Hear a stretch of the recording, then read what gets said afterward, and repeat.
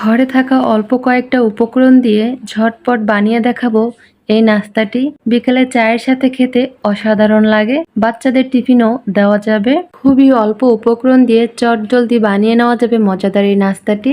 এখানে মাঝারি সাইজের 2টা আলু ছোট ছোট করে কেটে সিদ্ধ করে নিয়েছি।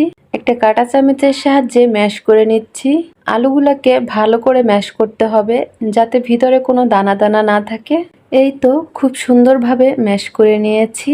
এখানে আমি নিয়েছি হাফ চা চামচ চিলি ফ্লেক্স, দিয়ে দিচ্ছি হাফ চা চামচ চাট মশলা, হাফ চা চামচ জিরার গুঁড়া আর সামান্য একটু গরম মশলা, স্বাদ মতো লবণ। এখানে ঘরে থাকা মশলাই ব্যবহার করেছি, চাট মশলাটা ঘরে না থাকলে না দিলেও হবে। এখানে আমি নিয়েছি 3 টেবিল চামচ ময়দা, আটাও দেওয়া যাবে, চালের গুঁড়াও দেওয়া যাবে। সব থেকে ভালো হয় কর্নফ্লাওয়ার দিলে। কর্নফ্লাওয়ার সবার ঘরে থাকে না, তাই আমি ময়দা দিয়েই দেখাচ্ছি। 2 পিস পাউরুটি দিয়েছি আর 1 টেবিল চামচের মতো পানি দিয়ে এখন ভালো করে মাখিয়ে নিব আর শক্ত একটা ডো বানিয়ে নিব।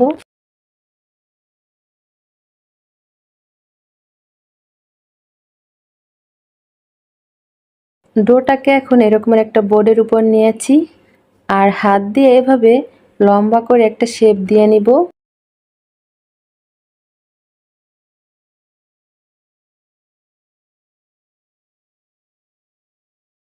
এই তো লম্বা করে নিয়েছি। এখন সাইডে যে অসমান অংশটুকু আছে কেটে ফেলবো। এখন এগুলাকে কেটে নিব। এটা যার যার পছন্দ মতো কিন্তু কেটে নেওয়া যাবে। তো আমি এভাবে কেটে নিচ্ছি।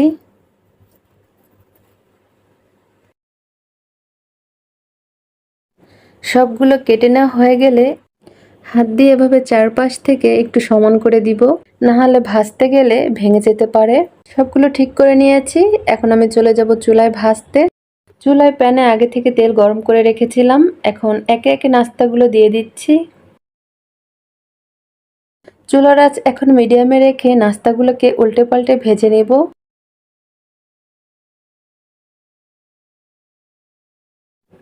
খুব সুন্দর কালার চলে আসছে, নাস্তাগুলো ভাজা হয়ে গিয়েছে। এখন আমি নাস্তাগুলোকে তুলে ফেলবো। খুব সহজেই কিন্তু নাস্তাগুলো বানিয়ে নিলাম। অল্প সময়ে অল্প উপকরণে বানিয়ে নিয়েছি। রেসিপিটি যদি ভালো লাগে তাহলে কিন্তু ঘরে থাকা অল্প কয়েকটা উপকরণ দিয়ে বানিয়ে নিতে পারেন মজাদার এই বিকেলের নাস্তাটি। ঝটপট বানিয়ে নেওয়া যায় খুব সহজে, আর খেতেও কিন্তু অসাধারণ লাগে।